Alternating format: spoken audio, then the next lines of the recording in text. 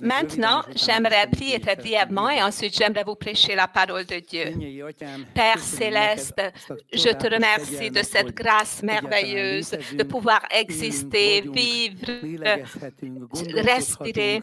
Nous pouvons réfléchir, penser, nous pouvons nous lever, nous pouvons marcher, aller, venir. Nous te remercions de ta santé, de ta grâce. Nous te remercions d'avoir pu nous convertir, d'avoir pu te connaître. Nous te remercions de la nouvelle naissance, d'avoir pu connaître ta parole, ton Fils, le Messie, Jésus-Christ.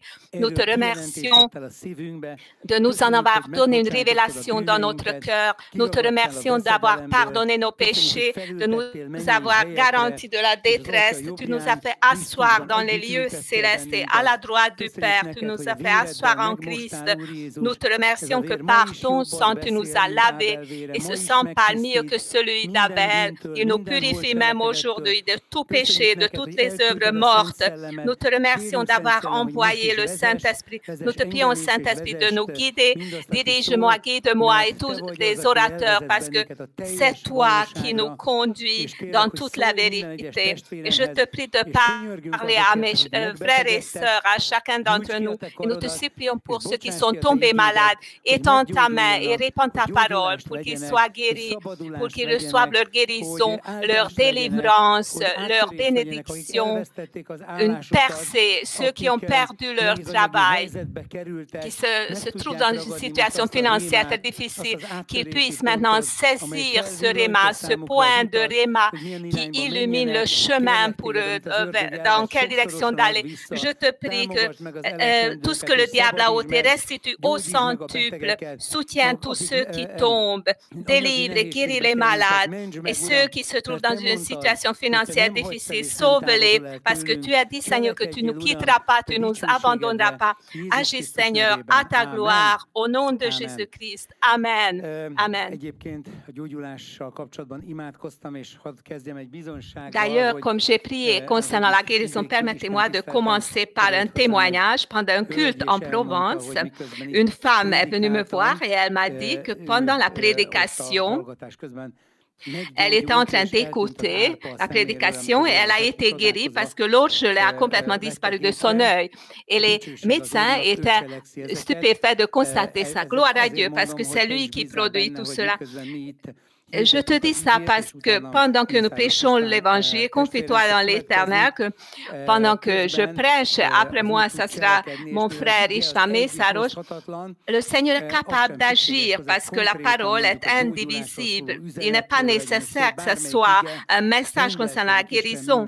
Chaque parole possède la toute-puissance de Dieu pour accomplir l'œuvre, ce dont tu as besoin, soit la guérison, le pardon de péché, la justification, la délivrance des bénédictions financières, l'arrangement des relations, de visions célestes, de révélation.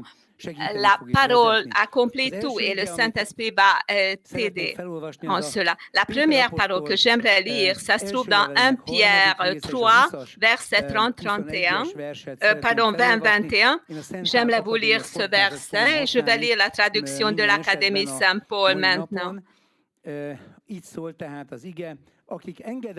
Donc la parole nous dit qui autrefois avait été incrédule lorsque la patience de Dieu se prolongeait au jour de Noé pendant la construction de l'arche dans laquelle un petit nombre de personnes, c'est-à-dire 8, furent sauvées à travers l'eau.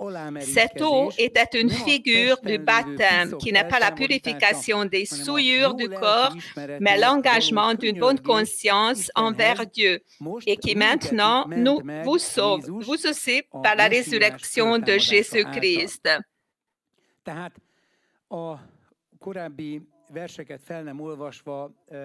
Donc, je ne vais pas lire les versets précédents, mais j'aimerais vous dire que l'apôtre Pierre compare la réalisation du monde nouveau par le déluge au baptême d'eau et il oriente notre attention sur le fait que lors du baptême d'eau, nous recevons une bonne conscience pure de la part de Dieu.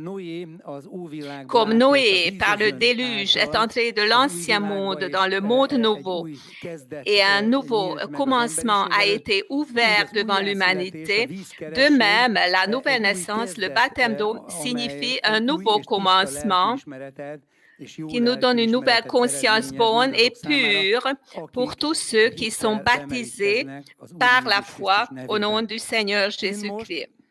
Moi, maintenant, j'aimerais partager avec vous quelques vérités concernant la conscience tout en me rattachant au message de notre ami Tibor Ruf, qu'il avait dit récemment, et j'aimerais y ajouter encore ce qui, selon moi, malheureusement, est de nouveau d'actualité, c'est-à-dire comment, tout en ayant une bonne conscience, comment est-ce que nous pouvons résister à la condamnation qui essaie de troubler la conscience.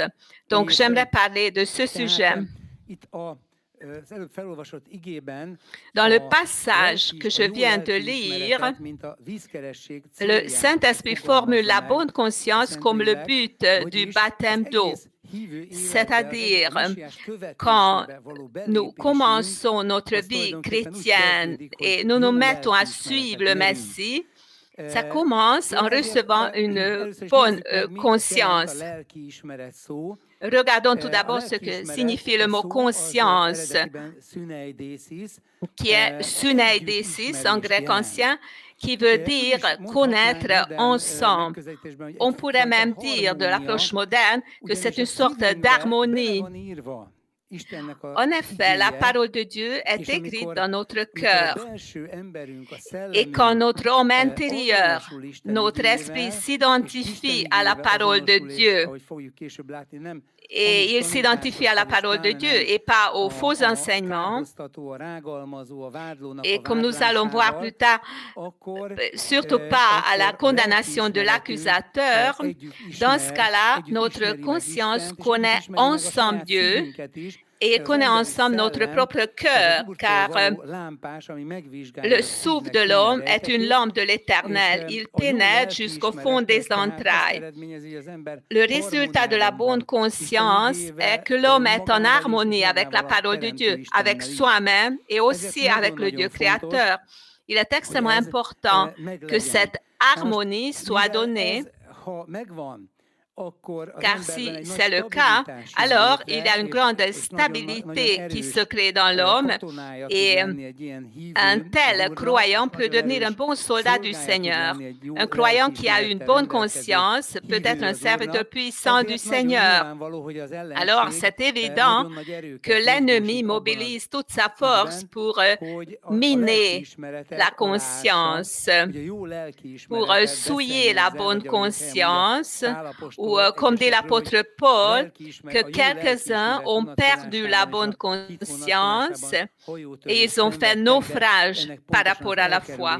Le but de notre message d'aujourd'hui est justement d'éviter ça.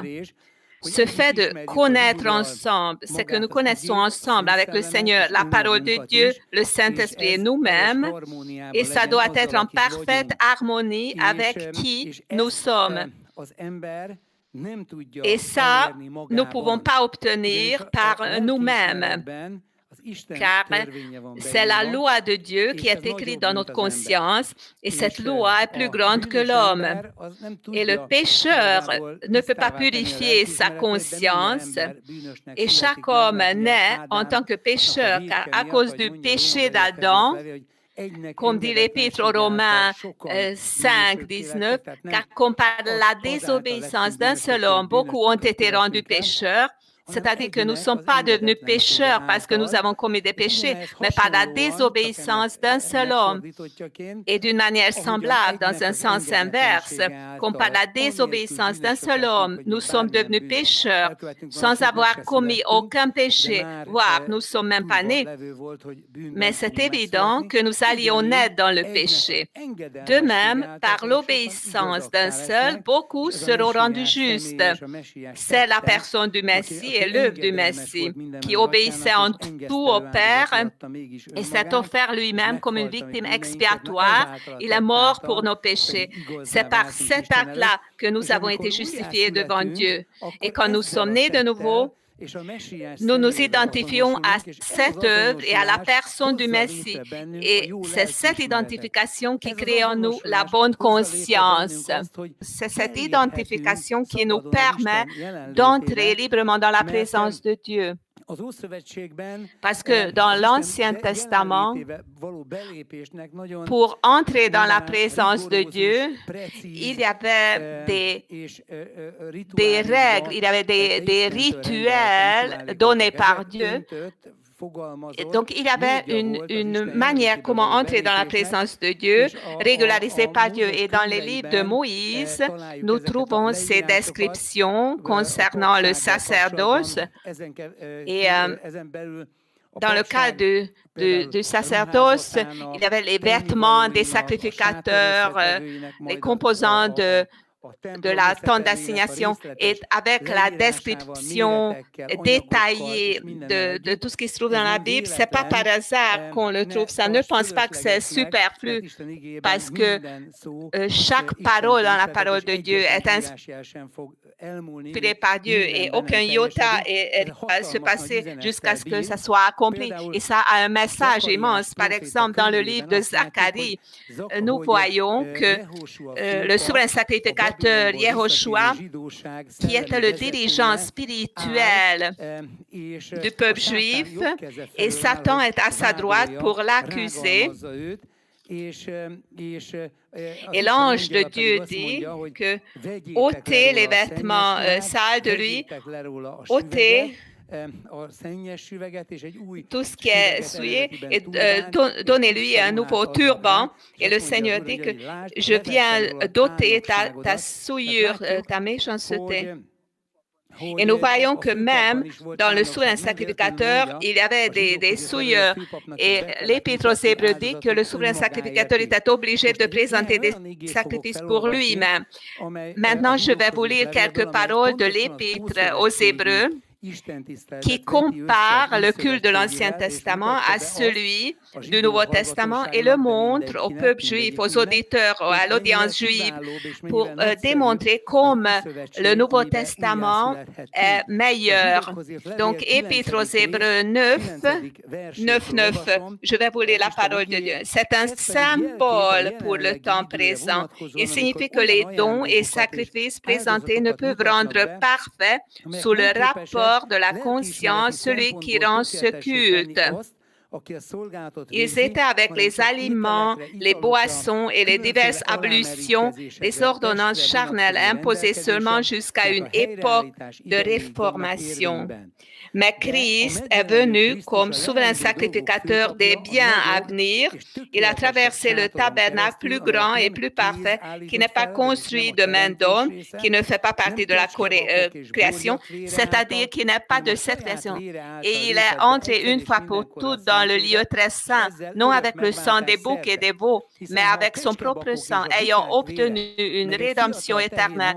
Car si le sang des taureaux et des boucs et la sang d'une vache répandue sur ceux qui sont souillés sanctifie et procure la pureté de la chair, combien plus le sang de Christ qui par l'Esprit éternel s'est offert lui-même sans tache à Dieu, purifiera-t-il votre conscience des œuvres mortes afin que vous serviez le Dieu vivant. Jusqu'ici d'abord et ensuite on va continuer par le chapitre 10. Donc il compare la purification de l'Ancien Testament qui est arrivée par le sang des boucs et des veaux et par la cendre de la vache. Ça a purifié le peuple d'Israël. Combien plus le sang de Christ qui s'est offert lui-même purifiera-t-il notre conscience. Donc c'est une fois pour toutes, Jésus est monté dans les cieux par son sang innocent. Et ce sang purifie beaucoup plus notre conscience des œuvres mortes, de tous les péchés, de toute vanité. Il purifie complètement notre conscience. Qu'est-ce qui purifie notre conscience? Nos œuvres, nos efforts, beaucoup de prières, beaucoup de bonnes œuvres? Non, non.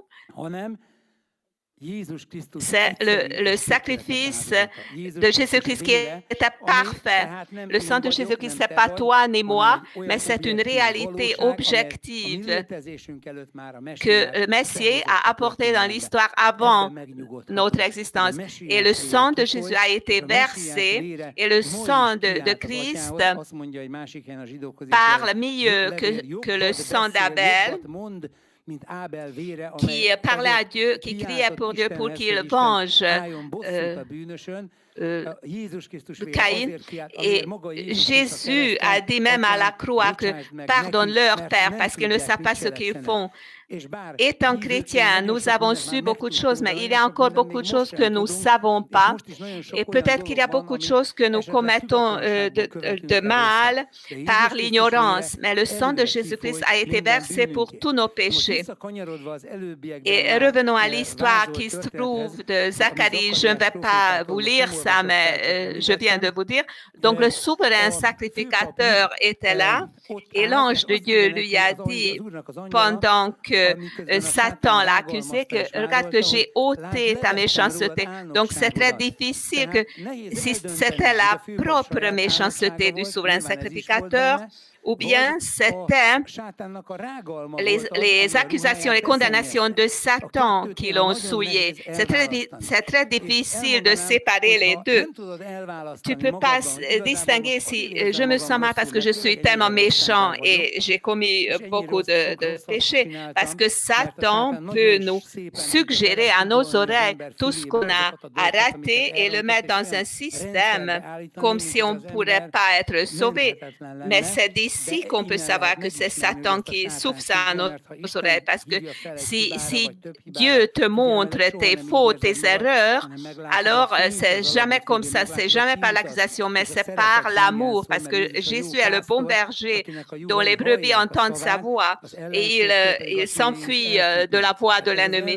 C'est l'ennemi qui a accusé le souverain sacrificateur, parce que c'est toujours à travers le dirigeant que le peuple de Dieu est accusé, condamné. Et c'est pour ça, pour le diable, c'est très important d'outrager le dirigeant des brebis. Mais Dieu ne permet pas ça, mais il dit que ôtez les vêtements sales et donnez-lui des vêtements purs. On lui a donné un turban propre et Yahushua a reçu la bonne conscience et sa capacité d'agir, parce qu'un homme qui connaît le plan de Dieu, et il ne peut pas décider si sa conscience est bonne ou mauvaise, il ne peut agir par la foi, parce que pour libérer la foi, il est indispensable qu'on ait la bonne conscience. C'est pour ça que la parole à laquelle j'ai fait allusion, l'apôtre Paul dit qu'ils sont naufragés dans la foi.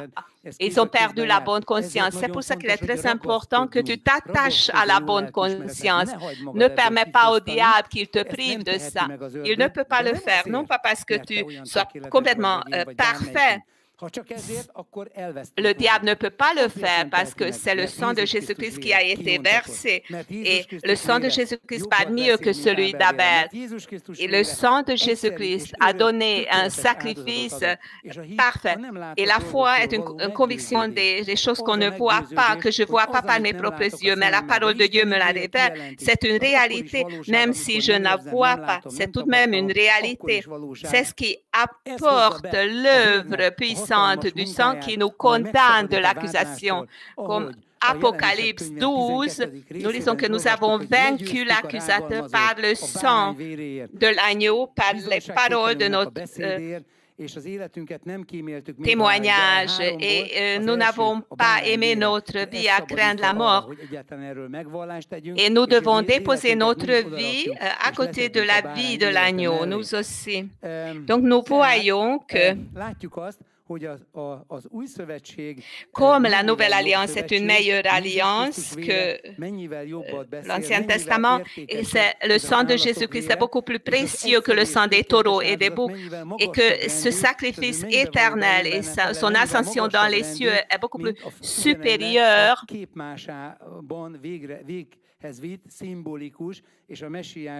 que ces œuvres qui sont une préfiguration pour le Messie. Donc, Jésus a accompli cette réalité. Nous sommes entrés dans l'époque de la réalité et de la foi. C'est pour ça que Jésus-Christ nomme ses disciples, ses amis. Il dit que je vous appelle mes amis parce que je vous ai transmis tout ce que j'ai entendu dire de mon Père. Donc, ça crée une communion personnelle. Et nous ne puisons pas de cette communion.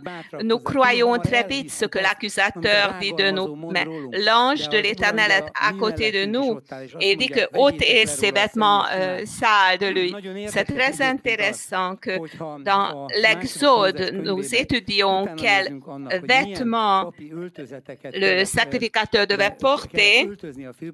Il y a par exemple des éléments de son vêtement comme l'éphod. Il y a le Urim et le Tumim.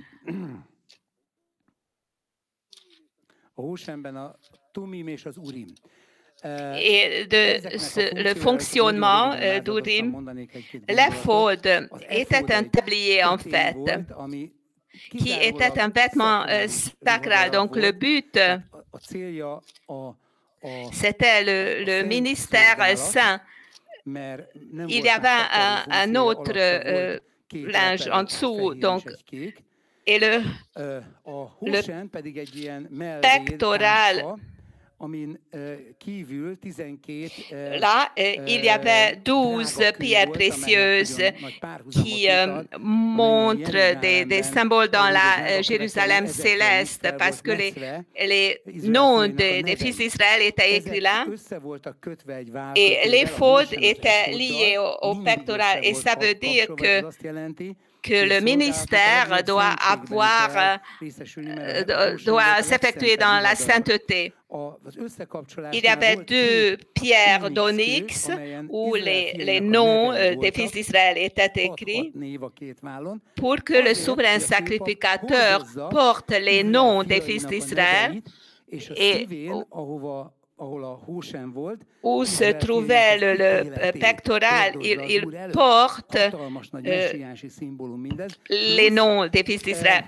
Et sur son diadème, il y avait le diadème de sainteté où était marqué que sainteté à l'Éternel. Et il a porté à cause des péchés qu'ils ont fait autour dans le ministère.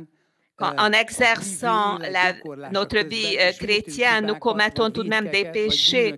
Et c'est pour ça que le Messie aussi a versé son sang.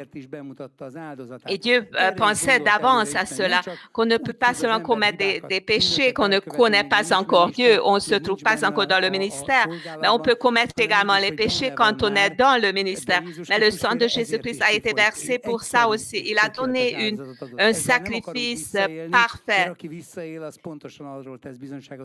Celui qui ne le comprend pas, il n'a pas de communion avec le Messie, mais celui qui a une communion avec le Messie, il veut jouir de cette liberté chaque jour de sa vie que le sang de Jésus-Christ cause, même dans le cas où l'accusateur, Satan, nous accuse, nous condamne. Donc, le Messie a porté le jugement de chaque homme dans son cœur. Et comme dit le prophète Ésaïe, que je vous porte sur mes épaules. Et jusqu'à ce que vous ayez des cheveux gris, je vais vous porter. Et le Messie ne nous abandonne pas, il nous garde, il nous protège. Il a porté notre jugement, comme le souverain sacrificateur a porté le jugement des fils d'Israël. Je viens de vous dire ça parce que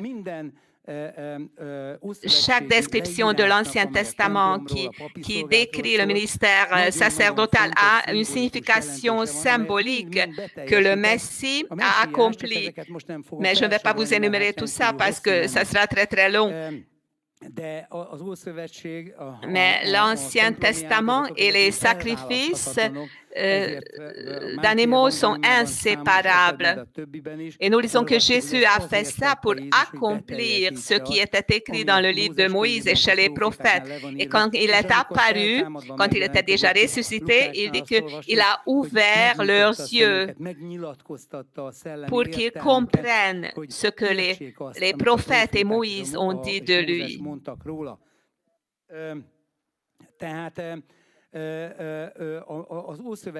Donc, quand on compare l'Ancien Testament au Nouveau Testament, nous parlons de la conscience, comment on doit mettre fin à la condamnation par la foi dans le sang de Jésus-Christ.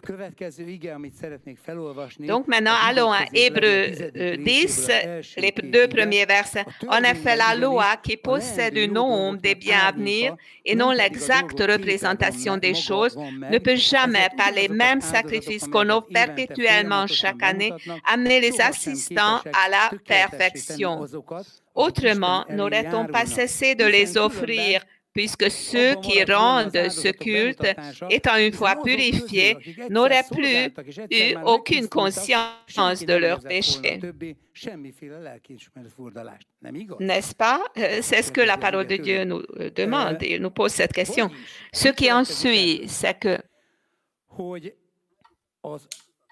quand on a présenté les sacrifices de l'Ancien Testament, ils disent que ça n'a pas causé la justification, mais ils ont toujours reçu le pardon de leurs péchés. C'est pour ça qu'ils étaient obligés de faire ces sacrifices à nouveau. Ceux qui étaient purifiés avaient des remords après. Mais ce qui en suit, c'est que nous qui croyons dans le sacrifice unique de Jésus-Christ, il ne faudrait pas que nous sentions des remords. Pourquoi est-ce que nous en sentons? Il y a 2 raisons pour ça. Si nous sentons ça correctement, ça veut dire que nous avons commis un péché. Alors, c'est bien qu'on a des remords. Et on ne doit pas faire taire notre conscience dans ce cas-là.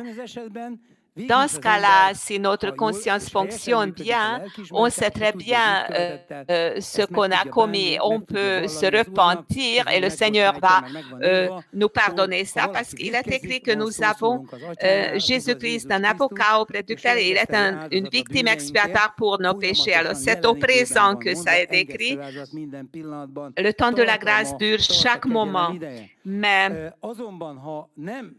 si la cause de nos remords, ce n'est pas ça, alors nous parlons des faux remords, c'est-à-dire des remords où c'est l'accusateur qui joue le rôle le plus important. Permettez-moi de vous parler un peu de l'accusateur. Nous utilisons 2 expressions pour cela. C'est le mot Satan en hébreu, qui veut dire accusateur, c'est-à-dire il est le procureur général, c'est-à-dire il nous accuse. Le procureur général, ça ne veut pas dire que c'est satanique, mais c'est une vocation très importante parce que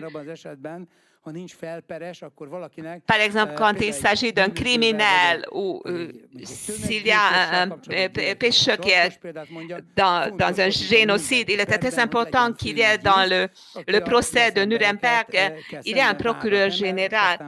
Donc, l'accusateur n'est pas négatif dès l'origine, mais le diable est nommé Satan. Et comme dans le Nouveau Testament, Dieu est très juste, ce n'est pas encore prouvé. Dieu le savait, mais devant chaque personne qui existe, ce n'est pas encore prouvé que Lucifer, l'archange qui s'est révolté contre Dieu, est complètement méchant. C'est pour ça que Dieu a commencé une procédure juridique, mais le Nouveau Testament nomme le diable accusateur, celui qui jette les choses de tort à travers. Nous voyons qu'entre l'accusateur et Satan, c'est sûr qu'il dit des fausses accusations. Dans la rhétorique de Satan, soit basée sur nos émotions.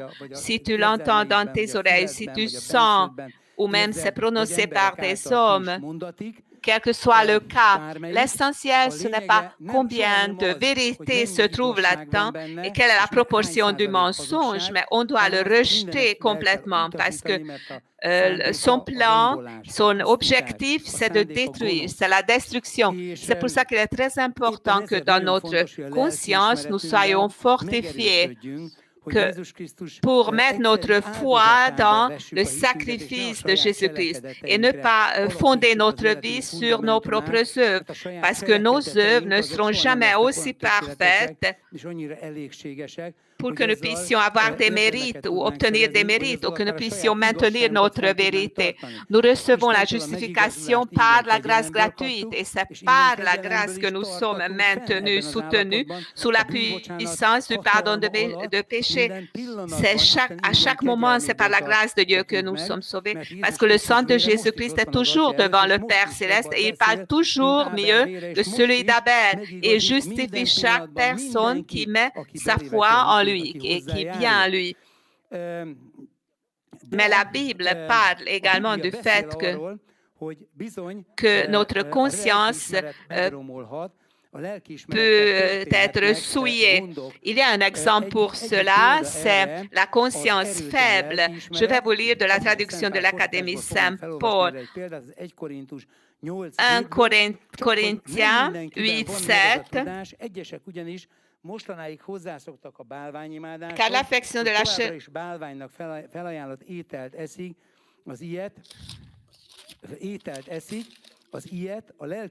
mais cette connaissance n'est pas chez tous. Quelques-uns, d'après la manière dont ils envisagent encore l'idole, mangent de ces viandes comme étant sacrifiées aux idoles. Et leur conscience qui est faible en est souillée. Donc, je me limite à la conscience. Donc, il s'agit des viandes sacrifiées aux idoles. Et cette interdiction a été fortifiée, affermie par l'apôtre Paul, par le Saint-Esprit, parce que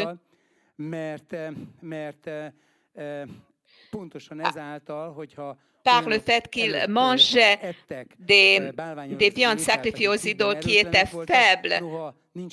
Il n'y a aucun autre Dieu, il y a un seul Dieu, mais les idoles sont vides. Donc cette viande dont il s'agit ici, les viandes sacrifiées aux idoles, n'est pas différente d'une autre viande, mais à cause de la conscience de ceux qui ont un contenu spirituel pour ça, c'est pour ça qu'ils ont dit que n'en mangez pas, ne mangez pas de ces viandes, parce qu'il y a des personnes dont la conscience est faible.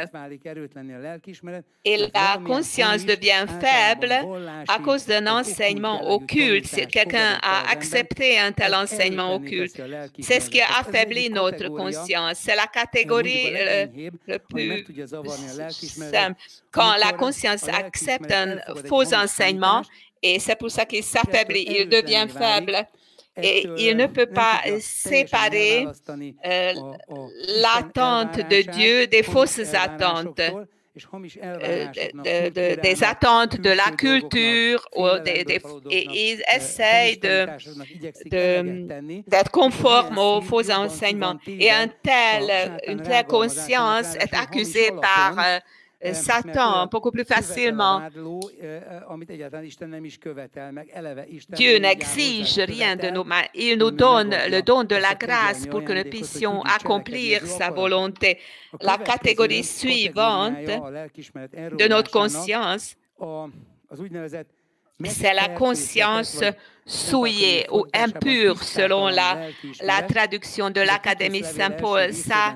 Ça trouve dans l'épître de Tite.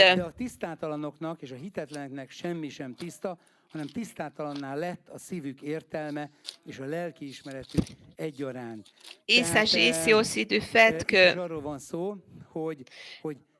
notre conscience peut être souillée s'ils acceptent de tels faux enseignements. Et il parle également de ces enseignements à d'autres personnes. Il commence à dire des choses qu'il pense qu'il a compris de la parole, ou bien il ne dit pas ça de la parole, mais il ajoute des traditions des pharisiens, par exemple. Jésus dit que par votre science, vous avez affaibli la parole de Dieu quand il s'agissait de se laver les mains, etc. Jésus n'a pas interdit cette tradition rabbinique, mais quand les pharisiens voulaient mettre ça exclusif en obligeant des gens, alors il leur a parlé très durement parce que ce n'est pas écrit dans la parole de Dieu, c'est une tradition humaine. Et si on élève les traditions humaines au niveau de la parole, on peut souiller notre conscience, on peut la rendre impure et ainsi on souille d'autres personnes avec cela. C'est extrêmement important de séparer la parole de Dieu et croyons en ce que la parole de Dieu nous dit ou ce que la parole de Dieu nous révèle par le Saint-Esprit, parce que ça ne va jamais souiller notre conscience, ça ne va jamais affaiblir notre conscience, parce que la crainte de Dieu est pure, dit Psaume 19. La crainte de Dieu sont correctes qui rendent notre âme joyeuse. Et dans le psaume 119, il est écrit que les ordonnances de Dieu sont bonnes. Ce que les gens commencent à y ajouter, ça compromet la parole de Dieu. Et nous connaissons les égarements du peuple juif, comme c'est triste et comme ça opprimé notre vie. Mais l'Évangile est toujours prêché dans le monde entier, purement, avec pureté, par le Saint-Esprit. Donc, nous pouvons garder notre conscience de toute souillure des faux enseignements humains. Et si nous nous concentrons à la parole de Dieu et à la paix, comme dit la parole de Dieu, que ce soit la paix qui nous dirige, nous guide, nous ne permettons pas que de tels enseignements bouleversent notre conscience, que Dieu n'a pas dit. Mais la parole de Dieu cause toujours la paix en nous. La catégorie suivante qui égare notre conscience. 1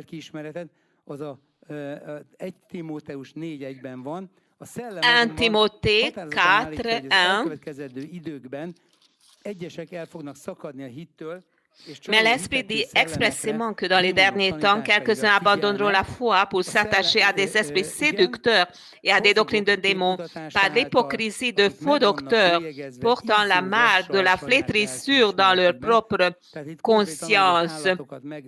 Comme on fait ça avec les animaux, l'apôtre Paul parle de ça, que ça peut arriver. Si quelqu'un se soumet à ces faux enseignements ou à ces condamnations que le diable dit envers le peuple de Dieu, envers les hommes de Dieu. Donc, c'est extrêmement important de résister à cela. La Bible dit que résistez au diable et il s'enfuira loin de vous. Il est très important qu'on résiste quand le Satan essaie de nous tenter à travers les péchés, mais il est aussi important de résister au diable quand c'est à travers les condamnations que l'accusateur nous tente, parce que ça peut affaiblir notre conscience de la même manière que les péchés l'affaiblissent, pour que nous soyons effectifs et pour que nous puissions aimer notre vie chrétienne, parce que le Seigneur nous a appelés au salut. Il ne nous a pas appelés pour être dans un état pire qu'avant notre conversion. Comment est-ce que nous pouvons représenter la bonne nouvelle? Il faut qu'on voit sur nous que nous en prenons plaisir, que nous nous sentons bien dans notre peau. Ça fonctionne seulement dans le cas où nous résistons à ces faux enseignements, à ces condamnations, à ces accusations, que ce n'est pas la parole qui nous révèle à notre conscience. Si nous nous concentrons à cela, nous pouvons garder la foi juste et la conscience pure, la bonne conscience. C'est très important de le faire parce que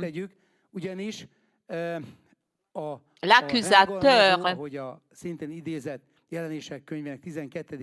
comme dans Apocalypse 12, il est écrit que l'accusateur accuse nos frères jour et nuit. Et nous vivons dans un temps actuellement quand cette accusation, cette condamnation est très forte. Il ne faut pas mesurer ce qui est vrai et ce qui n'est pas vrai. Jésus dit, et ce n'est pas par hasard qu'il le dit, que mes brebis entendent ma voix. Tu entends la voix, même dans le cas que tu ne comprends pas encore la parole. Et si tu entends la voix de quelqu'un au téléphone, tu sais à qui tu parles. De même, si c'est le Messie qui te parle, tu entends sa voix. Si l'ennemi te parle, alors mes brebis s'enfuient de l'ennemi. Jésus dit à Pilate que ceux qui sont de la vérité entendent ma voix. Mais Pilate a choisi la mauvaise conscience. Mais nous devons choisir la bonne conscience et nous devons écouter la voix du Seigneur parce qu'elle nous conduit à toute vérité, à la connaissance du Messie. Et nous ne devons pas avoir peur du fait que c'est tellement compliqué que je vais m'égarer. Il est écrit que celui qui marche sur ce chemin, même l'insensé, ne se perd pas parce que la grâce du Seigneur est beaucoup plus grande que la menace de Satan ou la tentation parce que Dieu ne permet pas qu'on soit tenté au-dessus de nos capacités. Et il nous montre même le chemin de nous en sortir. Écoutez la bonne conscience et gardons la foi qui vient par l'écoute de la parole. Et recevez maintenant notre ami István Mészáros.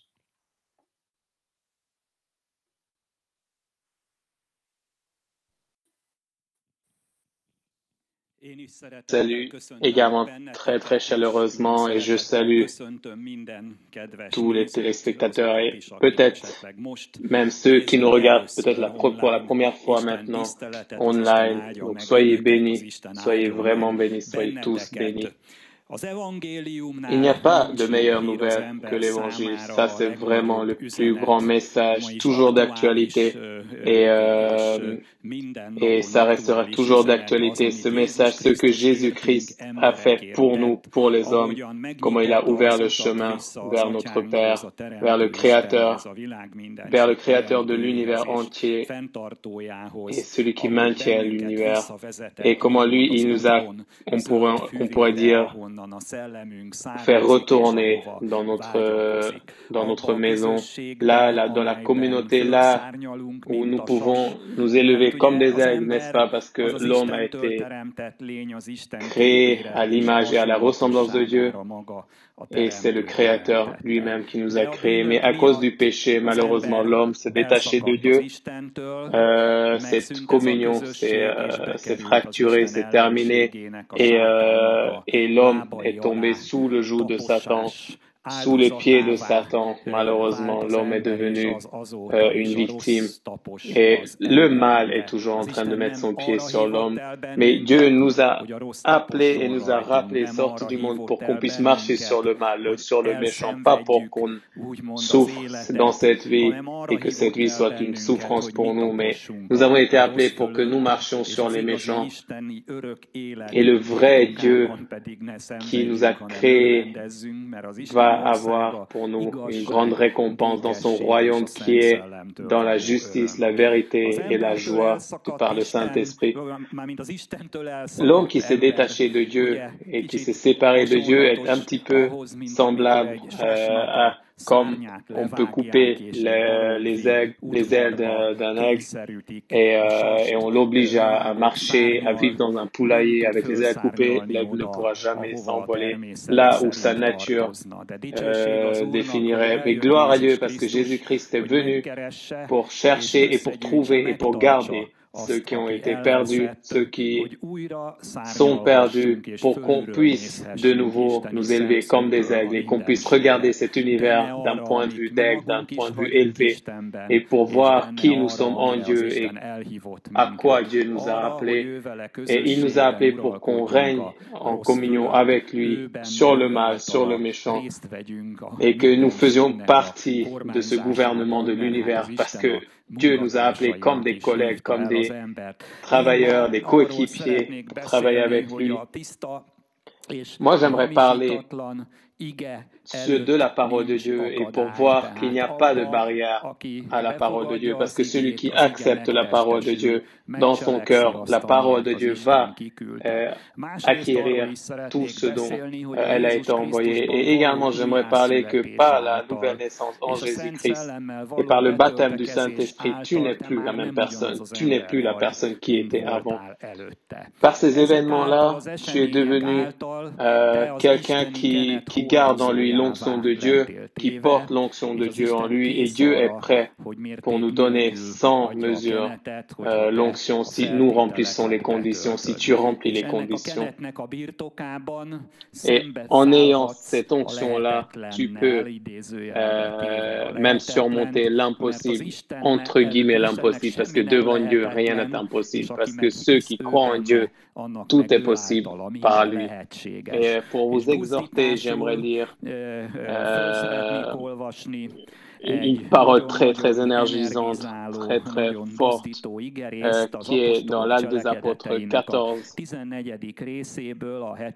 verset 7. Nous allons lire la parole de Dieu. Donc, l'apôtre Paul parle de son service à Lystre, mais ça, c'est la parole de Dieu qui est la vie et l'esprit. Et si tu écoutes avec la foi, il va se passer la même chose qui s'est passé dans cette histoire avec toi.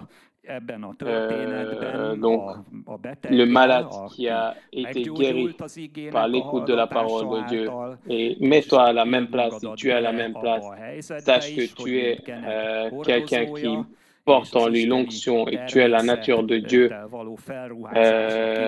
qui est sur toi et tu peux être dans la position même par laquelle Dieu peut agir et libérer les gens. Parce que Dieu ne vit pas dans les temples, dans les églises qui ont été construites par l'homme, mais il a choisi l'homme pour être son collègue, celui qui travaille avec lui. Parce que l'homme a été oint par Dieu pour qu'il fasse les choses de Dieu.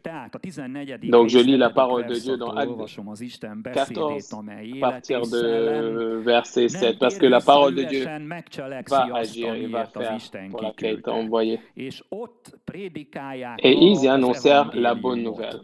À Lystre se tenait assis un homme impotent des pieds, boiteux de naissance et qui n'avait jamais marché. Il écoutait parler Paul. Et Paul, fixant les regards sur lui et voyant qu'il avait la foi pour être guéri, dit d'une voix forte, « Lève-toi droit sur tes pieds. » Et il se leva d'un bond et marcha. À la vue de ce que Paul avait fait, la foule élevait la voix et dit en langue lycaonienne, « Les dieux sont une forme humaine, sont descendus vers nous. » Et ils appelaient Barnabas Jupiter et Paul Mercure, parce que c'était lui qui portait la parole. Le père de Jupiter, dont le temple était à l'entrée de la ville, amena des taureaux avec des bandelettes vers les portes et voulait de même que la foule offrit un sacrifice. Les apôtres Barnabas et Paul, ayant appris cela, déchirèrent leurs vêtements et se précipitèrent au milieu de la foule en s'écriant, « Ô hommes, pourquoi agissez-vous de la sorte? Nous aussi, nous sommes des hommes de la même nature que vous, et vous apportons une bonne nouvelle. Nous vous exhortons à renoncer à ces choses vaines pour vous tourner vers le Dieu vivant, qui a fait le ciel, la terre, la mer et tout ce qui s'y trouve. »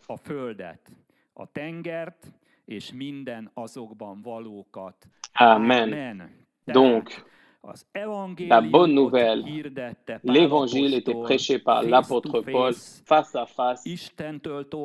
La traduction de Dieu, rien en y ajoutant rien, en y enlevant rien, avec la force, la puissance et la foi, il prêchait la bonne nouvelle, il prêchait l'évangile. Et sache que le prêche de l'évangile et le prêche de la parole de Dieu et des paroles qui parlent de Jésus-Christ, qui définissent qui est Jésus-Christ, qu'est-ce qu'il a fait pour toi, et en lui, qu'est-ce que tu peux t'attendre à la vie. Ça, c'est l'alpha et l'oméga. de ce qui peut se passer avec toi, et ça, c'est cet évangile. Et ça, ce message est vraiment une bonne nouvelle. Que tu vas avoir une bonne chose dans ta vie par Jésus-Christ, parce qu'il est venu pour te libérer du fardeau de la mort, la puissance du mal et la puissance du Satan, pour que tu aies la paix entre toi et Dieu, parce que lui, Jésus-Christ, est mort pour tes péchés et il a donné sa vie, sa vraie nature à toi pour que tu puisses te libérer de ce jugement qui te condamnera à la mort. Condamnerait à la mort. Parce que l'évangile, comme on dit, cette bonne nouvelle en grec veut dire bonne nouvelle, parce que ça, c'est le bon message que Dieu a vers nous. C'est une bonne nouvelle de la libération en Dieu. C'est une bonne nouvelle qui définit de comment on peut passer du mal, comment on peut passer de nos péchés à la lumière et comment on peut également enlever de nous les péchés, les conséquences des péchés, les malédictions, les manques et toutes les conséquences vraiment du péché. Et cette bonne nouvelle que Dieu t'a vraiment libéré de la puissance des morts et il t'a emmené dans le pays de son Fils bien-aimé. Il t'a sorti du Satan, il t'a sorti de l'enfer, il t'a sorti des mauvais anges, des démons, du mal, de tout ce qui peut te causer du mal, du tort à toi, qui peut te causer du mal à l'humanité. C'est de là que tu as été libéré par Jésus-Christ. Quand toi, tu acceptes Jésus-Christ comme ton Rédempteur, Sauveur et Guérisseur, et par la foi, tu vas accepter ce qu'il a fait pour toi. Le diable va perdre tout son droit pour travailler et pour tuer dans ta vie, faire causer du tort dans ta vie. Et tu peux sortir de sous son règne et tu peux rentrer sous le règne de Dieu. Et les endroits et les mots, places où il veut s'attacher, tu peux demander à Dieu de le faire sortir de ta vie, parce que par le Saint-Esprit, tu peux faire sortir de ta vie tout ce qui essaie de te faire du mal sans droit, sans avoir le droit, parce qu'il ne fait plus partie de Jésus ni de ta vie. Et tu peux demander au Saint-Esprit, à Dieu, de te protéger et de te sortir de cette situation-là. L'évangile, cette bonne nouvelle de l'évangile est que tu as été accepté dans le royaume de Dieu. Tu as été accepté dans le pays de Dieu. Et tu vas être un membre de ce royaume de Dieu et tu vas avoir les mêmes droits que ceux qui ont les droits dans le royaume de Dieu, parce que c'est un pays réel, c'est un royaume réel avec de réels droits et de réels biens. Donc l'évangile veut parler de ton rétablissement. L'évangile nous transmet de l'image de Dieu, la ressemblance de Dieu qui a été perdue de l'homme mais qui peut être retrouvée. Et moi je pense là au moment et à l'état de l'homme avant qu'il soit tombé sous le péché. Et je dis que c'était bon parce qu'avant il n'y avait pas de mal, il n'y avait pas de dégénération dans cette vie de l'homme. Et c'est pour cette raison Dieu veut nous transférer ça et qu'il a envoyé Jésus-Christ. Et il veut nous transporter de nouveau dans cet état-là. Il veut nous mettre dans sa communion pour que comme nous avons pu être un enfant de Dieu par Jésus-Christ, nous puissions avoir les mêmes droits que Jésus-Christ a, pour qu'on puisse être ramené dans cet état qui est vraiment magnifique, que j'aime tellement et que je cite très souvent quand je parle de la dignité de l'humain, de l'homme, de l'être humain, qui parle des psaumes 8, quand il dit « Qui est l'homme pour que tu te souviennes de lui, le Fils de l'homme, pour que tu penses à lui. » Écoute-moi bien. Dieu a la couronné avec la gloire. L'homme de ce psaume donc, qui est tellement magnifique.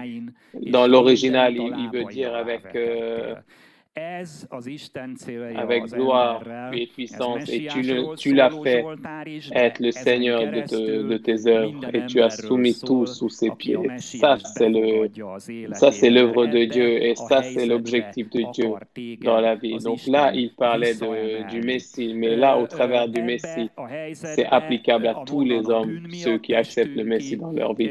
Et Dieu veut te mettre dans cet endroit, dans cette position-là. Il veut te remettre dans cette situation-là de laquelle nous avons été sortis par le péché, parce que c'est le péché qui nous a séparés de Dieu. Parce que à cause du péché, c'est pas nous qui mettions le pied sur le mal et sur le méchant, mais c'est le méchant qui mettait les pieds sur nous, et nous étions sous sa domination. Mais Jésus-Christ a été assis par le Père à sa droite, comme c'est écrit aux Éphésiens, au-dessus de toutes les forces, de toutes les puissances et de tous les noms qui peuvent être appelés dans ce monde-là, mais également dans le monde qui va venir. Et tu as soumis tout à ses pieds, sous les pieds de Jésus-Christ. Et puis, il continue après dans l'Épître aux Éphésiens que nous, en Christ, donc ceux qui acceptent Christ, ceux qui se mettent en communion avec Christ, avec lui-même, et sont assis dans cette position aux cieux, donc dans les cieux, pour qu'il montre dans les temps à venir sa grâce et la richesse de sa grâce et sa bonté vers nous en Christ. Donc, en Christ, il y a eu un changement de place. Donc, un changement du pied et un changement de la place. Donc, c'est plus le pied du méchant qui est sur toi et le pied du mal qui est sur toi, mais c'est ton pied qui est au-dessus du mal en Jésus-Christ. Ça, c'est le message de la bonne nouvelle, du rétablissement, le rétablissement de l'image de Dieu dans la vie de l'homme. Cette communion avec Dieu, cette position qui est donc engendrée de Dieu, il y a le statut du règne sur le mal. C'est qu'on peut régner sur le mal. Donc, et cela engendre un partage de la grâce de Dieu également. Et c'est pour cette raison que l'Évangile est une bonne nouvelle. Quand Jésus-Christ est devenu homme, a pris une forme humaine, donc il est né, il est venu du ciel, comme l'ange avait dit au pasteur quand il avait annoncé cette bonne nouvelle. Il leur a dit, n'ayez crainte. N'ayez crainte. La période de la crainte et de la peur est terminée, parce que là, je vais vous annoncer une bonne nouvelle. Et pas une bonne nouvelle. En grec, il dit méga, comme une méga bonne nouvelle, comme une bonne nouvelle et une joie immense qui va être la joie de tout le peuple. Pourquoi? Parce que le Seigneur est celui qui va venir régner est venu ici. Et après continue l'ange, gloire à Dieu au ciel, et la paix soit sur les hommes ici sur terre. Donc n'ayez crainte, pour les gens, n'ayez crainte, parce que en Jésus-Christ nous a été envoyé une super bonne nouvelle. Le mal est terminé, le malin doit sortir de ta vie, et Jésus-Christ va régner avec toi, et il régnera sur le mal, et toi tu régneras sur le mal également. Donc l'Évangile parle de cela, et c'est ce que l'apôtre Paul prêchait et Barnabas à Lystre, et c'est ce que les gens écoutaient là-bas, et ils écoutaient ce message glorieux de Dieu.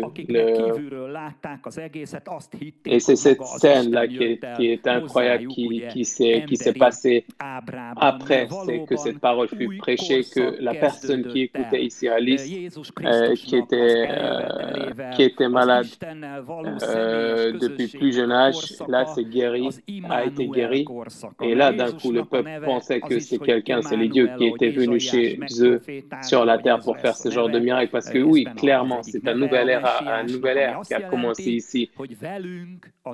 Une relation personnelle avec Dieu a commencé ici, la relation avec Emmanuel, comme le prophète Ésaïe a prophétisé que son nom allait être Emmanuel, donc, qui veut dire que Dieu est avec nous. Donc Jésus-Christ, par Jésus-Christ, Dieu est venu chez nous parce que nous n'avons pas pu, nous ne puissions pas aller jusqu'au Père, mais Jésus est venu ici pour partager ici.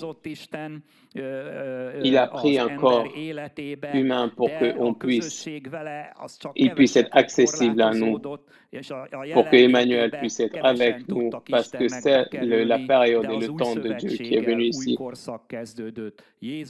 Dieu interférait également avant dans la vie des hommes, mais dans la vie de très peu d'hommes et très peu de personnes ont pu rentrer vraiment dans la présence de Dieu dans l'Ancien Testament, mais dans le Nouveau Testament, cette nouvelle alliance en Jésus-Christ, quiconque croit en Jésus-Christ peut rentrer en communion avec lui et peut entrer dans sa présence. Jusqu'à Jésus-Christ, c'était ce qu'on avait expérimenté, que Dieu ne vivait pas avec les gens. Il était loin des gens, comme nous lisons dans le livre de Daniel, que les dieux ne vivaient pas avec les hommes. Mais en Jésus-Christ, il y a quelque chose qui est apparu ici, cette communion et cette vraie bonne nouvelle pour chacun de nous. Par Jésus-Christ, Dieu a partagé et par le Saint-Esprit cette onction qui nous donne de cette nature de Dieu par laquelle nous pouvons être libérés du mal. Notre vie va être bénie par cette onction-là. Et par nous pouvons aider ceux qui sont dans le besoin, nos frères et les hommes qui nous entourent qui sont dans le besoin. C'est cette onction-là que si tu as accepté Jésus-Christ, tu vas pouvoir prendre part de cette onction-là. Et c'est cette onction qui a sorti Jésus-Christ du tombeau. Ça, c'est l'onction de la vie avec un grand V. Ne me mécomprends pas, c'est pas nous qui sommes devenus Dieu, mais c'est Dieu qui se partage avec nous. Dans la réalité, c'est Dieu qui partage avec nous et ceux qui acceptent Jésus-Christ. Parce qu'en acceptant Jésus-Christ, donc dans la personne qui accepte Jésus-Christ et que son esprit va dans cette personne, Jésus va nous l'habiller de sa présence, de sa personne. C'est ce qu'il dit dans l'évangile de Jean, que ceux qui l'ont accepté, il leur a donné le pouvoir d'être le Fils de Dieu. Ceux qui croient dans son nom, ou dans les Galates également, c'est écrit au chapitre 2, verset 20, au Saint-Esprit dit par l'apôtre Paul, il dit que j'avais été crucifié par Christ. C'est plus moi qui vis en moi, mais c'est le Christ qui vivra en moi. C'est comme ça qu'il faut que tu comprennes aussi. Si tu as accepté Jésus-Christ et le Saint-Esprit, ils sont en toi. Et comme toi, tu te donnes, et moi, et nous donnons à Dieu, c'est avec cette mesure-là que va grandir la présence de Dieu en nous.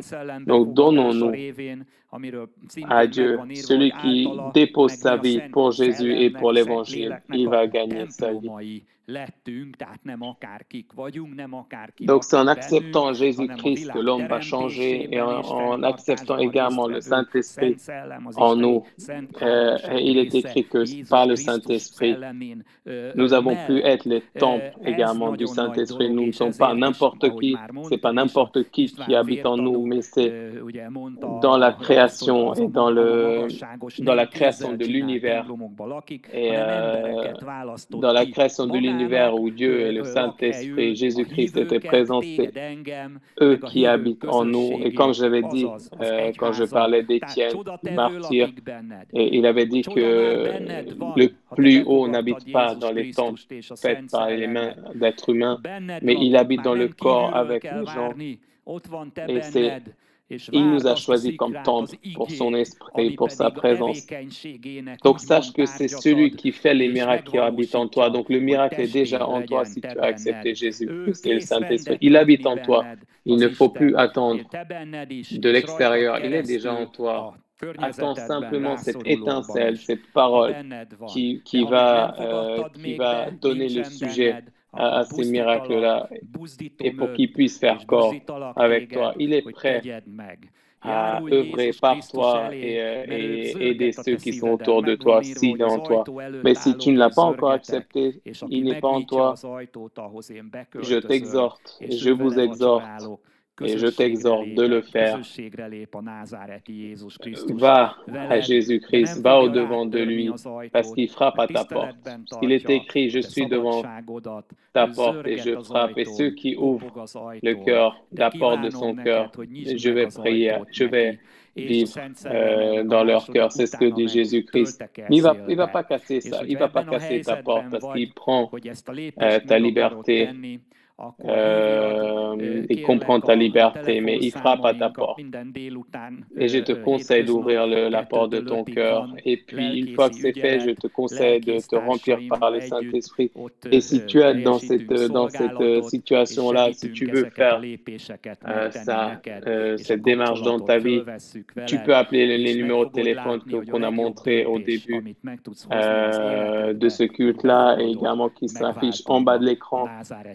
De 14 à 17 heures, tu peux appeler, donc n'hésite pas à nous appeler et nous allons pouvoir t'aider à faire cette démarche-là. Et tu vas voir que ça, c'est le meilleur des choix que tu peux faire dans ta vie. Si tu acceptes le Jésus-Christ de Nazareth comme ton Rédempteur, et tu vas voir que réellement, tout va changer dans ta vie, de nouvelles choses vont changer. La deuxième chose dont j'aimerais parler, c'est une fois qu'on a accepté que le Saint-Esprit habite en nous, cette histoire est très, très intéressante pour voir comment cette puissance qui habite en nous peut agir envers nous, mais également au travers de nous, envers les personnes qui sont autour de nous. Et ça, cette histoire-là, par exemple, démontre que c'est de base, c'est le prêche de la bonne nouvelle, le prêche de la parole de Dieu par la foi et accepter cette parole par la foi peut nous aider parce que comprend que c'est la parole qui dit, c'est la parole de Dieu qui dit la volonté de Dieu, ce que Dieu voudrait et ce que Dieu veut. Et ça, c'est une voix, une parole forte. Et c'est ça qui va définir ce que le Saint-Esprit doit faire en toi, ce que doit réaliser en toi. Qu'est-ce que le Saint-Esprit doit réaliser en toi? Qu'est-ce qu'il doit créer en toi? La parole, c'est cette parole-là qui va déposer qui va t'injecter ces choses dans ta vie comme une injection ou comme une semence. C'est ce contenu de Dieu, c'est cette vie de Dieu qui va être semée en toi comme une semence dans ton cœur par la parole de Dieu. Et si toi tu acceptes, il va engendrer ce qui est sa nature, ce qui est dans la parole de Dieu. Parce que la parole de Dieu est plus que des phrases grammaticales. La parole de Dieu est la vie et l'esprit. Et ce dont la parole de Dieu parle, il y a ce qui est dans la parole de Dieu. Et si tu l'acceptes avec la foi, il va pousser en toi, il va devenir un corps en toi. Et c'est ça qui va créer cette terre fertile dans ta vie, dans ta personne, en toi, qui a ce dont on a besoin pour que la parole puisse grandir, parce que sans la foi, il est impossible de plaire à Dieu. C'est écrit. Mais comprends-moi, la foi ne se crée pas toute seule, mais la foi se crée quand on te dit la parole de Dieu, on te prononce ou tu lis la parole de Dieu clairement selon comment elle est écrite, ni en ajoutant rien, en enlevant rien, tu l'acceptes telle qu'elle est faite et telle qu'elle est écrite, comme un médecin. Si tu vas chez lui, il va t'écrire quel genre de médicament tu dois prendre. De la même manière, tu ne vas pas hésiter, tu ne vas pas regarder, mais qu'est-ce que je dois faire, pourquoi je dois faire, comment je dois faire. Tu acceptes ce que dit le médecin et tu vas être bien portant. La parole de Dieu, c'est de la même manière, fonctionne de la même manière et il est plus qu'un médicament parce qu'il a la vie éternelle. Le miracle est dans la parole de Dieu. Et c'est pas en y pensant, est-ce que c'est vraiment comme ça, est-ce que c'est pas comme ça, il faut que tu le fasses rentrer dans ton cœur, il faut que tu le soignes. De cette manière-là, il va porter ses fruits. La foi de quelqu'un a toujours œuvré dans une guérison, soit la foi de la personne qui aidait la personne qui était malade, soit c'est le malade lui-même qui avait la foi pour pouvoir être guéri. Donc, une question clé, la parole de Dieu est une question clé ici dans cette histoire. C'est ce que tu vois également. La première chose que je rappelle ici, que Paul n'avait prêché rien d'autre, mais l'Évangile. Il prêchait la parole de Dieu et que j'ai dit tout à l'heure que c'est en même temps une semence qui a son contenu en lui, il veut le faire pousser et de la même manière, il prépare cette terre fertile dans ton cœur et va créer, va engendrer de la foi et la parole de Dieu de cette manière-là va pouvoir agir et ici peut se passer des miracles. Comme tu vas donc le verset 7, et ils y annoncèrent la bonne nouvelle, donc l'Évangile. Cette bonne nouvelle qui venait de Dieu, pas comme une parole de Dieu, mais comme des faits. Qu'est-ce que Dieu a fait? Qu'est-ce que Dieu veut faire dans ta vie? Qu'est-ce qui t'attend en lui? Il prêchait. Donc, ils n'étaient pas en train de philosopher, mais ils prêchaient comme des faits de droit qu'on ne peut pas retirer ni modifier. Ce sont des décisions de Dieu qui disent que le malade doit guérir, que la malédiction doit tomber, que le manque doit cesser, que le corps doit ressusciter au temps voulu. Parce qu'il est écrit que ce corps devienne immortel et ce corps qui est mortel devient donc immortel. La parole de Dieu dit qu'il y a besoin, que la parole de Dieu dit donc ça va se passer aussi, mais tant que cela se passe ici sur cette terre, dans cette vie terrestre, la volonté de Dieu est que tu aies la force de Dieu en lui, que tu vives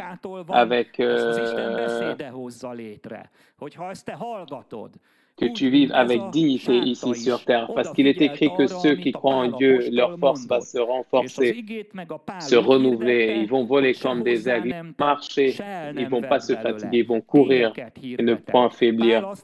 Si tu écoutes la parole de Dieu, comme ce boiteux-là écoutait la parole de Dieu, il écoutait ce que disait l'apôtre Paul et la parole de Dieu a été prêchée par Paul sans ni enlever ni remettre, ni s'ajouter, ni ajouter à cela. Paul disait aux Corinthiens, 2 Corinthiens, verset 17, si tu lis par exemple, tu peux lire que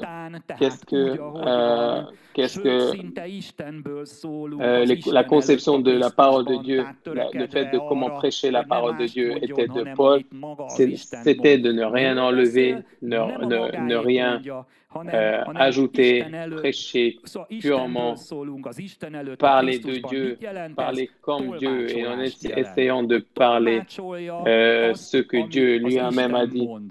Qu'est-ce qu'il disait? Il ne disait pas des choses que lui, il inventait. Il disait ce que Dieu lui disait, c'est qu'il parlait de Dieu. Donc, qu'est-ce que ça veut dire? C'est qu'il traduisait ce que Dieu disait.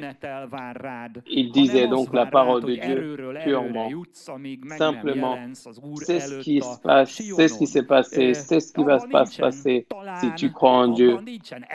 C'est pas le mal qui va te tomber dessus, c'est pas la destruction qui va te tomber dessus, c'est pas la crise. Mais au contraire, tu vas marcher tant que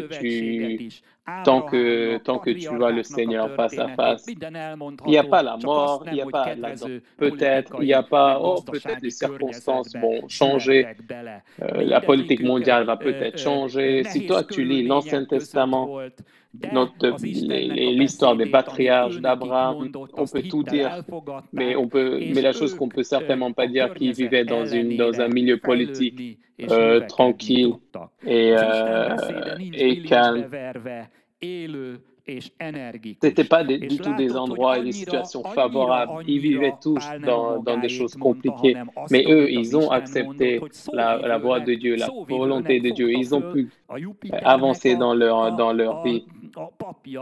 Et tu vois à quel point l'apôtre Paul ne disait pas les choses que lui il pensait, il disait qu'il était quelqu'un qui pensait que le prêtre de Jupiter pensait que lui c'était donc Jupiter et puis Paul, il appelait donc Mercure parce que c'était lui qui portait la parole de Dieu. Mais déjà, il voyait très bien, il voyait qu'il ne parlait pas comme un être humain, il ne disait pas des philosophies, il ne disait pas des choses sensées, mais il prêchait des faits.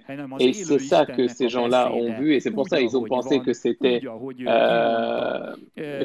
c'était même un Dieu.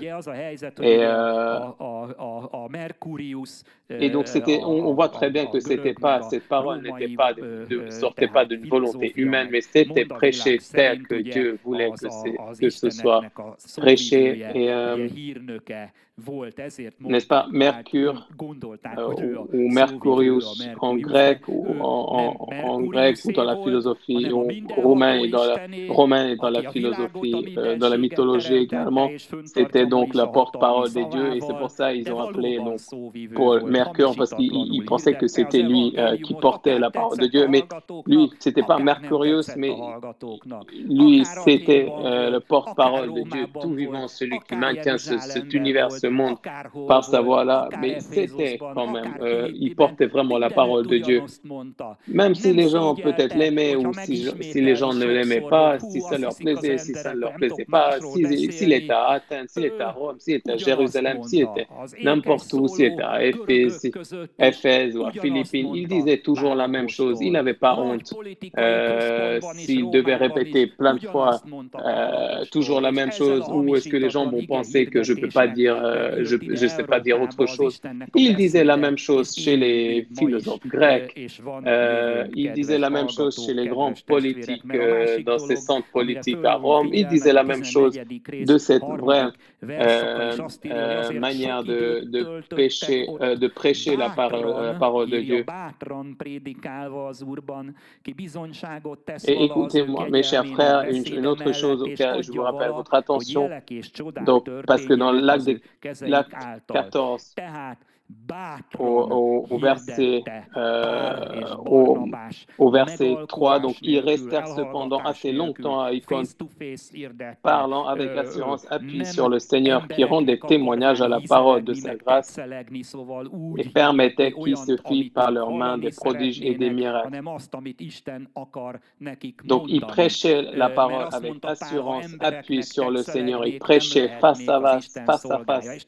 Ils ne voulaient pas plaire aux gens, ils ne voulaient pas prêcher des paroles qui allaient peut-être plaire physiquement aux gens, mais ils voulaient prêcher la parole que Dieu voulait dire.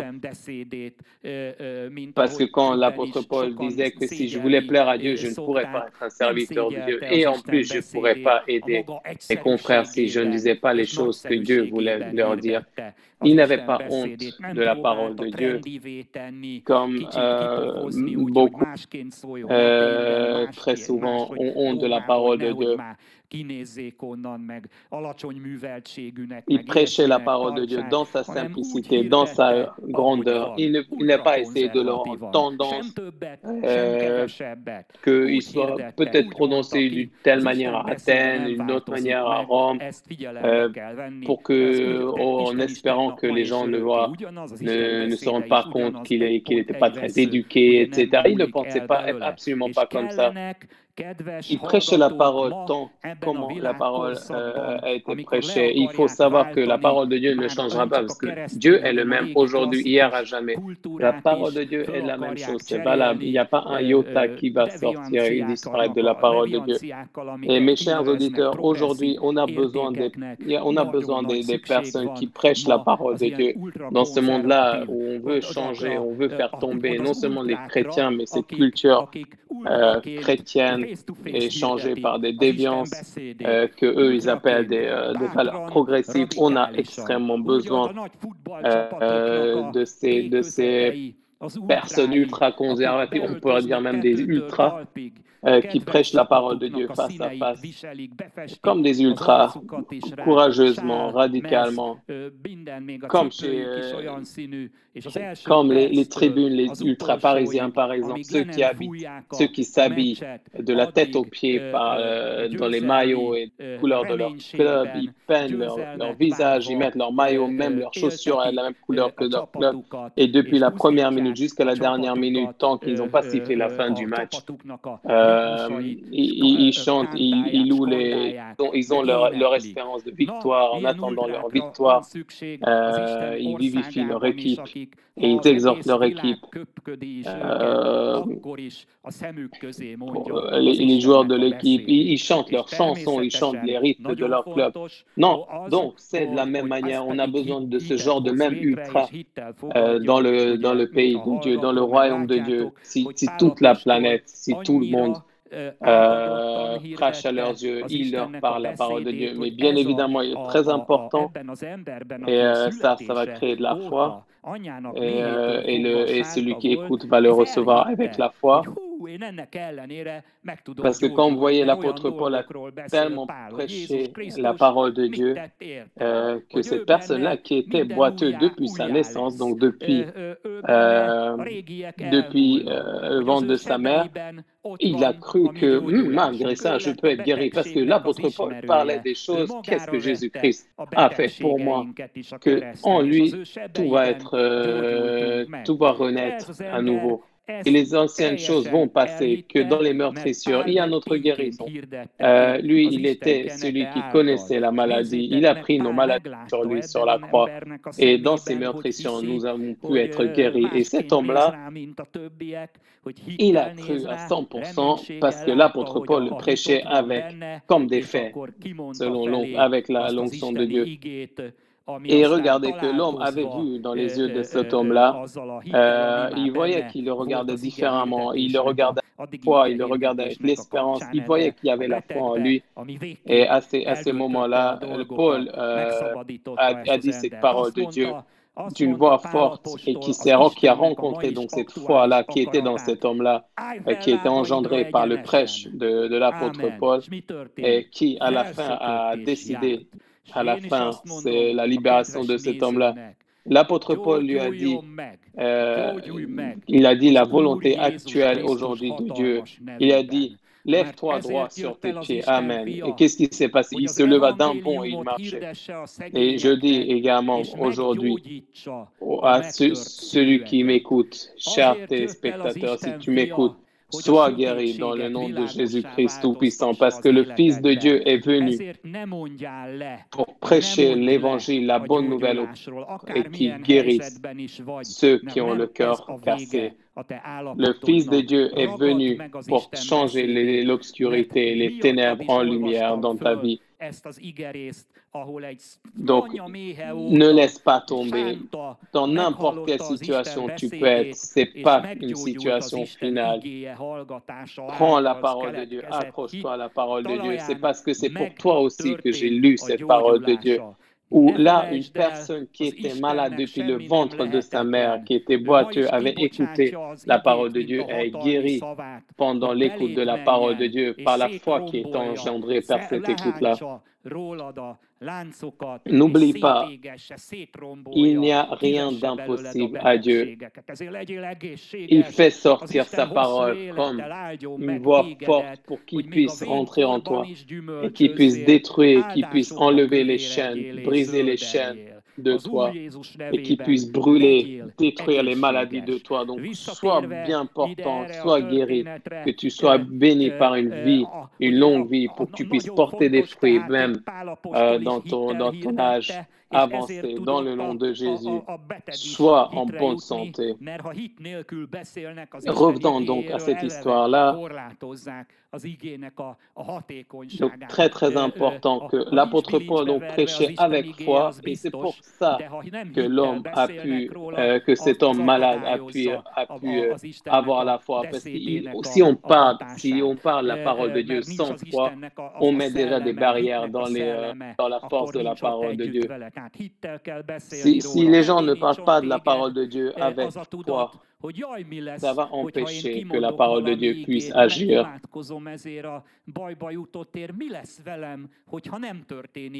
Parce que s'il n'y a pas l'Esprit de Dieu dans cette parole, dans cette prédication-là, on ne peut pas parler de Dieu.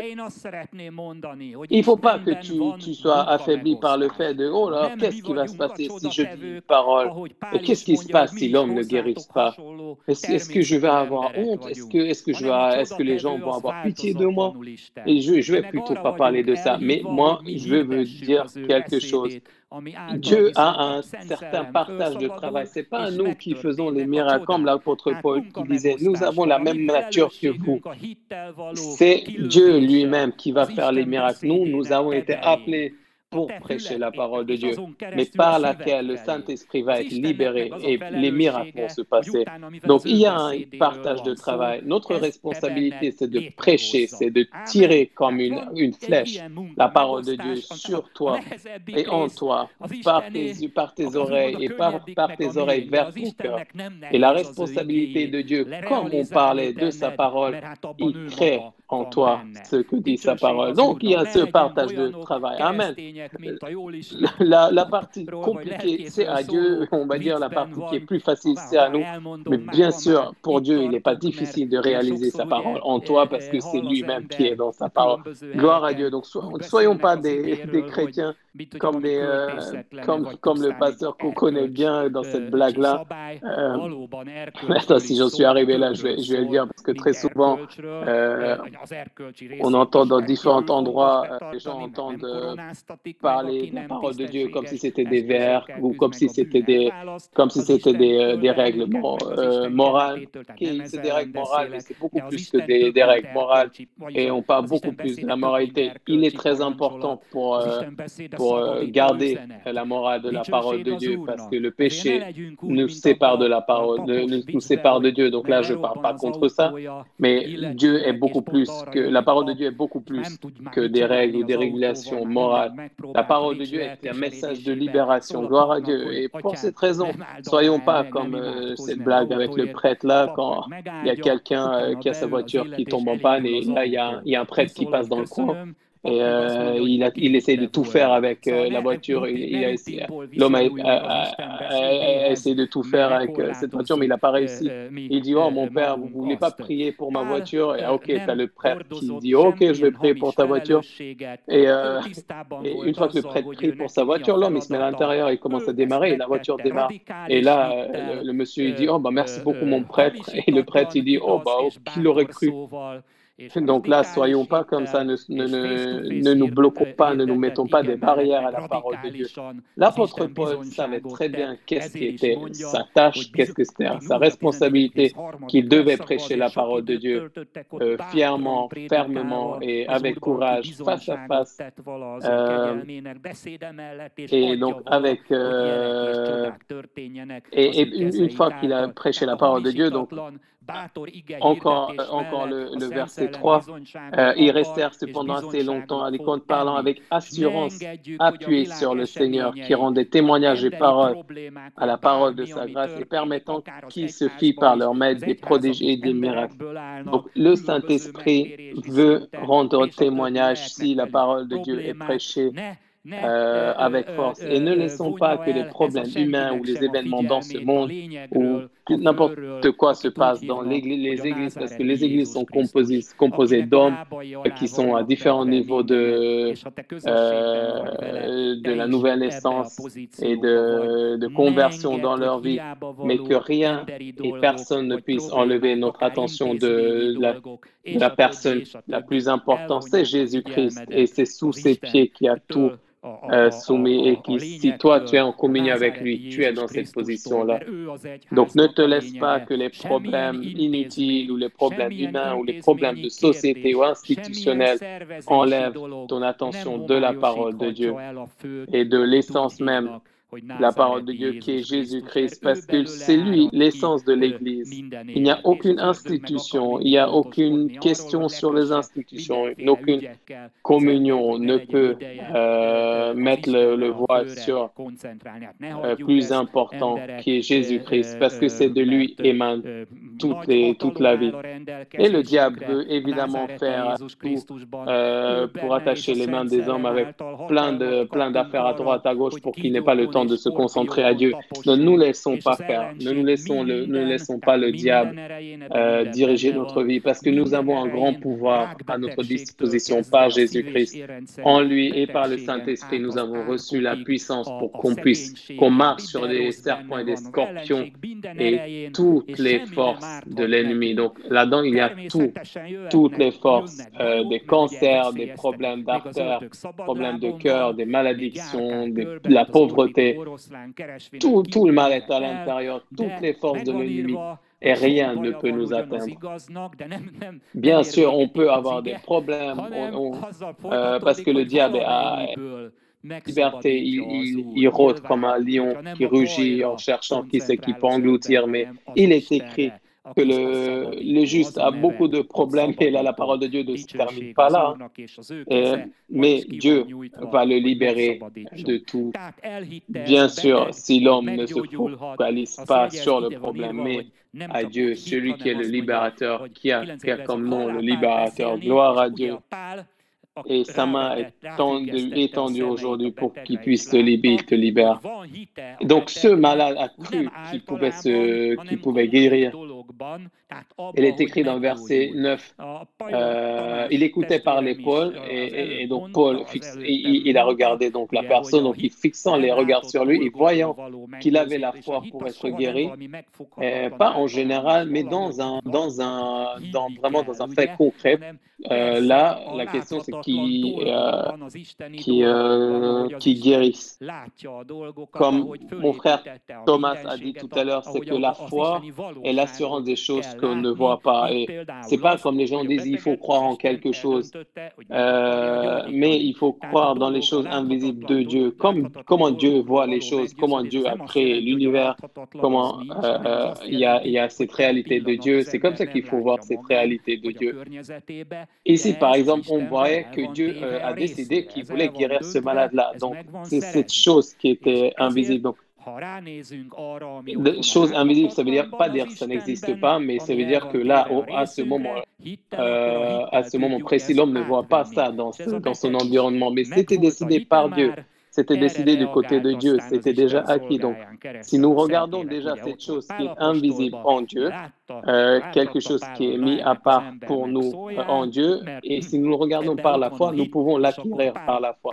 Et ce malade-là avait déjà sa foi, donc le Saint-Esprit a réagi donc par le serviteur de Dieu qui était ici l'apôtre Paul. Donc là, le Saint-Esprit a dit à Paul, bon, ok, parle à cet homme-là.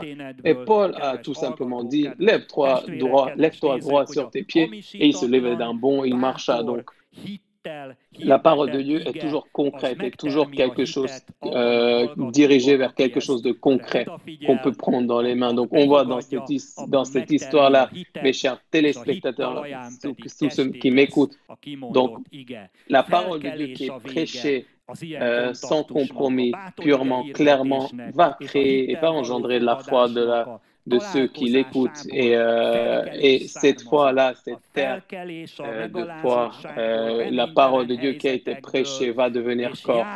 Donc ce contact-là, la personne ici s'est levée. Donc la rencontre de la prêche de la parole de Dieu et la rencontre de la foi de la personne qui écoute ici a eu un moment de réveil. Un moment de réveil, un moment de changement ici, de la maladie vers la guérison, de l'oppression vers la liberté de Dieu. Nous prêchons une révolution.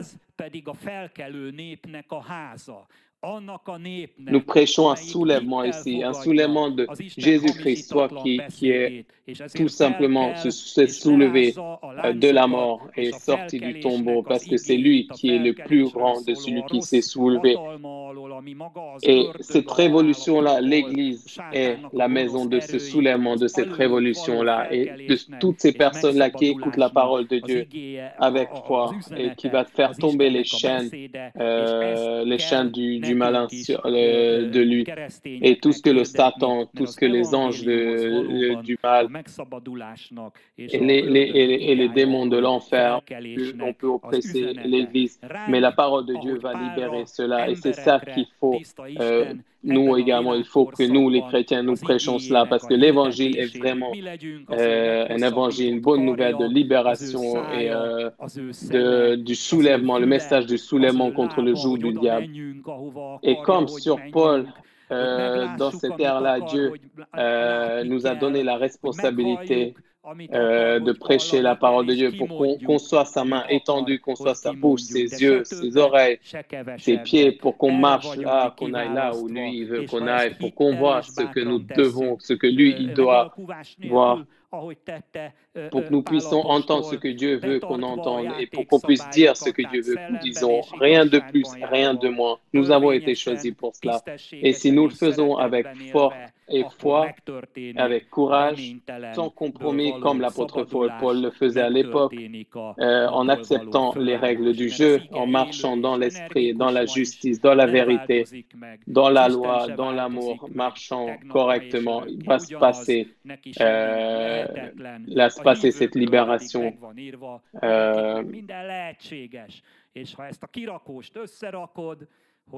Cette libération de cet endroit, de cette situation désespérée, parce que la parole de Dieu ne change pas, ni aujourd'hui, ni à jamais. Rien n'est impossible. Et il est écrit également des croyants que tout est possible pour les croyants.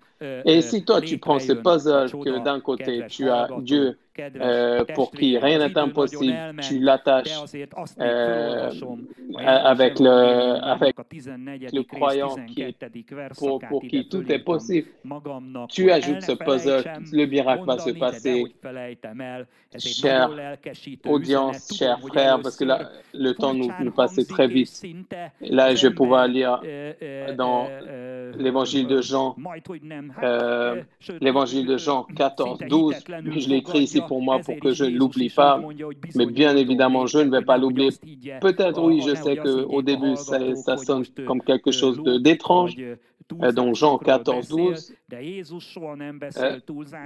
Parfois, quelqu'un peut l'écouter sans la foi, mais c'est pour ça Jésus disait en vérité, pour pas que l'audience pense qu'il parle des choses impossibles. Il ne parlait pas du tout des choses qui n'existaient pas. Donc, regardons ici qu'est-ce qu'il dit ici dans Jean 14, 12.